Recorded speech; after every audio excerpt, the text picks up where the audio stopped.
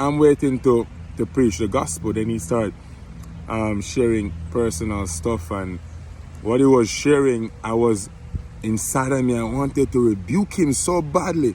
But it's like God is almost telling me, listen. God is literally restraining me, and he's telling me, like, listen. So while I'm there listening, man talk about his life, because I want to rebuke him. I'm like, okay, I need the gospel. He still needed the gospel and stuff. Then he said to me that, I go to church, I'm Catholic. And I'm like, okay, he's Catholic. I know what to preach to him, but I didn't get to preach to him. God was allowing me to listen to what the man was saying. And while the man was speaking, because he was just speaking about his life, but he took pauses to put in or to make jokes.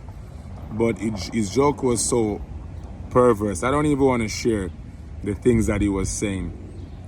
And then, he went into different things, and then he left. And I'm like, God, like, why did you not allow me to rebuke him and to preach the gospel? And I was thinking about it, and I'm like, man, I should have preached the gospel. I was there listening to him, and God, while I was meditating, the Holy Spirit told me that, or the Holy Spirit was saying to me that, I want you to see how perverse this generation is. And it doesn't matter the age of someone. Like the guy was talking about crazy, his jokes were like, you see, because I have sense, so I know what he's talking about. His jokes are talking about perverse things, and I wasn't laughing, I was just there listening, waiting to rebuke him. And then he said to me, oh, what do you do? And I said, I'm a minister, I'm a preacher. And he looked stunned, and I didn't even say anything to him. I just left it at that. That word alone was preaching to him.